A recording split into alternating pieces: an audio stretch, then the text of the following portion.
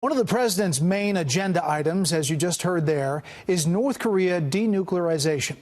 A big part of that effort is South Korean President Moon Jae-in, who just wrapped up his own meeting with Chairman Kim in North Korea. I talked with the South Korean president earlier today. Yesterday, President Trump, before the signing of the new trade agreement, said this. A lot of very positive things are happening with Chairman Kim of North Korea. Do you expect another summit between President Trump and Chairman Kim in coming weeks? 예, 그렇습니다. Well, I would say yes. I traveled to Pyongyang last week and had a very good meeting with Chairman Kim. And through the summit meeting, we had achieved some progress on denuclearization. And I look forward to a summit meeting taking place between Chairman Kim and President Trump in the not-too-distant future. Before the end of the year? Yes, I believe so. Mr. President, there is concern in the U.S. that maybe too much is being given up before actual denuclearization is happening in North Korea. How do you address that? There are many skeptical voices as to whether North Korea will actually keep their promise this time. And however, I have to tell you that the agreement that we have right now is actually completely different from what we had in the past. For the first time in history, you have seen the President of the United States and the Supreme Leader of North Korea thresh out an agreement through a summit meeting, and they made a promise in front of the whole world which is binding, and they have lots of responsibility on their shoulders. I believe that this promise will be kept. In terms of North Korea, they can only have sanctions relief after denuclearization is completed, and through this they can have the economic recovery that they are desiring. As for President Trump, he needs to solve the North Korean nuclear problem. This is a problem that nobody had been able to solve in the decades past. So through this, he will be able to have a major achievement. Which is your top priority, reunification or denuclearization? My priority is peace. And if we have solid peace, then I believe that unification will come naturally as well. And in order to achieve peace, the prerequisite would be denuclearization. What is your relationship with President Trump, and how would you describe him?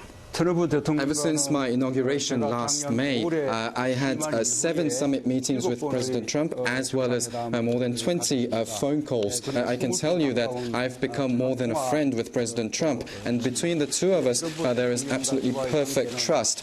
And when you think about what President Trump has accomplished in terms of North Korea's denuclearization, you just have to look at the changes that have been in place during the 9 months ever since last November. And if you compare what President Trump said during his speech at the UN General Assembly last year. Rocket Man is on a suicide mission for himself and for his regime. And what he'll be saying today. Tremendous progress has been made, and I think you're going to see an outcome. Then you will be able to distinguish the differences.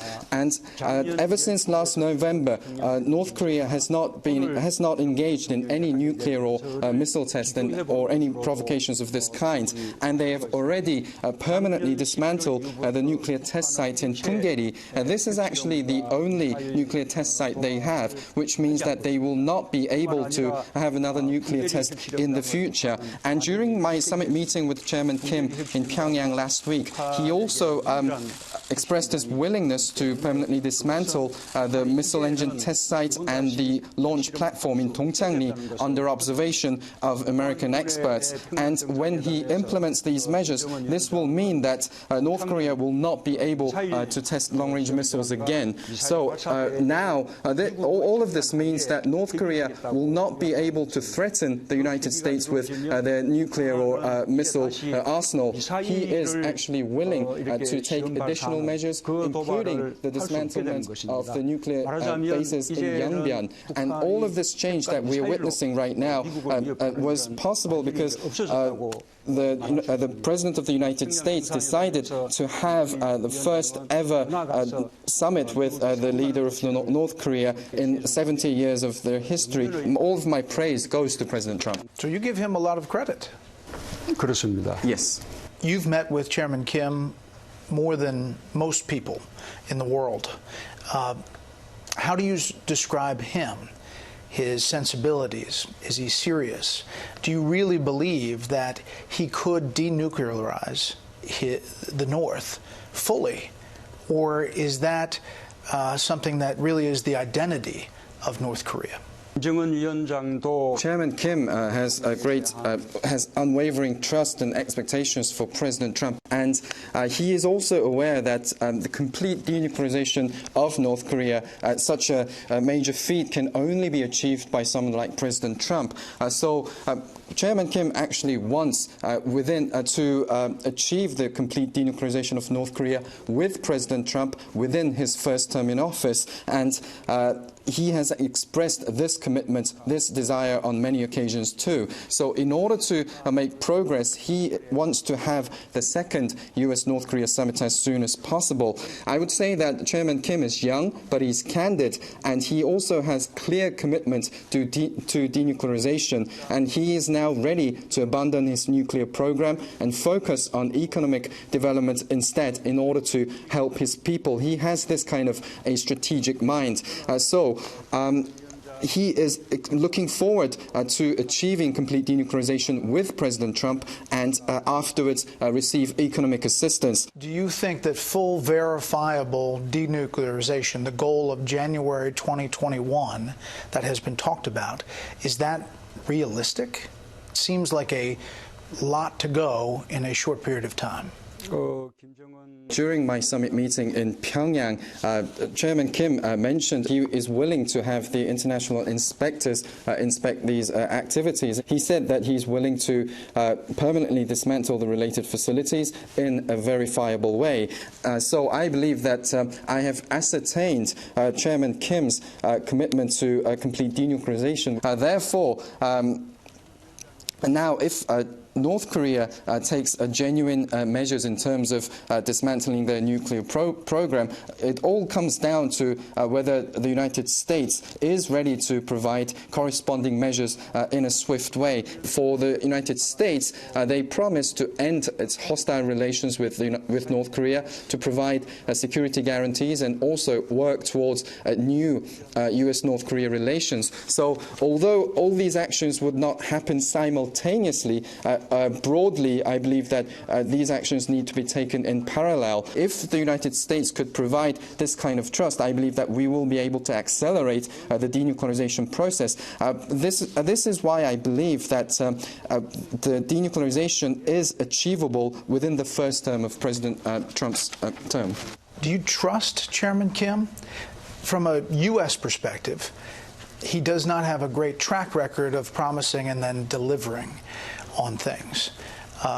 So what we hear from the U.S. administration is that they would like to see things done completely and then pull the sanctions off. When we say corresponding measures, this doesn't only allude to sanctions relief.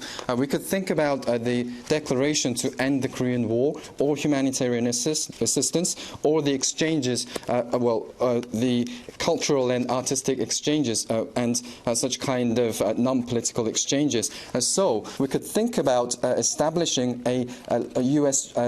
liaison office in Pyongyang. By establishing this kind of office, we can show the U.S. commitment to end hostile relations with North Korea and also logistically support the activities of the inspectors. And we could also think about exchanging economic delegations with North Korea. I can tell you that there is nothing to lose for us when we put our trust in North Korea. And the measures that North Korea will be taking will be the permanent dismantlement of nuclear test site, the missile engine test site, nuclear bases, and its existing nuclear arsenal. These are all irreversible measures. However, the measures the United States and the Republic of Korea will be taking would be measures such as the suspension of joint military exercises, which can be resumed at any time, and also the end of war declaration can be revoked any time as well. If North Korea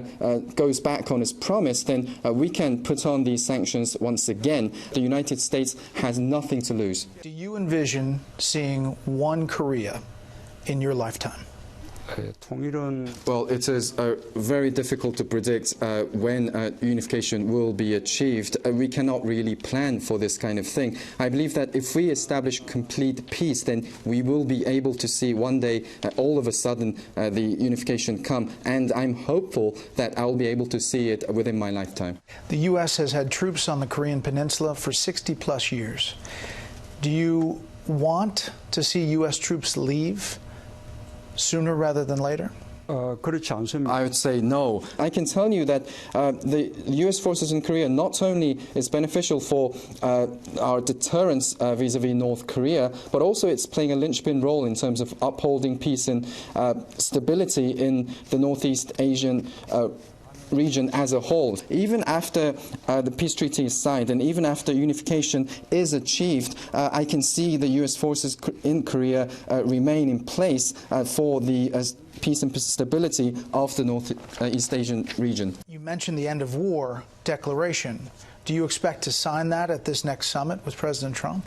I had ample discussions with President Trump on this issue during my summit yesterday, and I expect there will be plenty of discussions between President Trump and Chairman Kim in the upcoming U.S.-North Korea summit. It is my desire to sign this as soon as possible to give a symbol that the hostile relations between the United States and North Korea have been ended, and I believe that there is a basic sympathy regarding this view. I want you to address some of your critics in Korea and a couple of points. They say that you've been clamping down on journalists and muzzling North Korean defectors. And your critics say that you're undermining free speech there and democratic norms. How do you respond to that? Well, I can tell you that maybe out of the entire history of the Republic of Korea, the freedom of speech and the freedom of press have never been greater than this time. And even the kind of fake news that you're seeing among the press and among the SNS, they go unpunished as well. And every weekend you can see in the Gwanghwamun Plaza, which is just right in front of my office, you can see the assemblies that heavily criticize me happen every weekend. Your critics their theory is that you're trying to line South Korea up with North Korea in getting ready for reunification, to the extent of even taking freedom out of textbooks, not tying it to democracy. So you say, in the words of President Trump, that's all fake news. Our objective of improving relations with North Korea and aspiring for unification is actually the same across all administrations, and our constitution actually prescribes that we need to work towards achieving peaceful reunification with North Korea, and it is one of the prime responsibilities of a president. And as for the people who criticize me, I can tell you that most of them are people who in past administrations had been calling reunification some kind of a bonanza, but now they are turning on me because the government has changed. Mr. President, we appreciate your time. Thank you.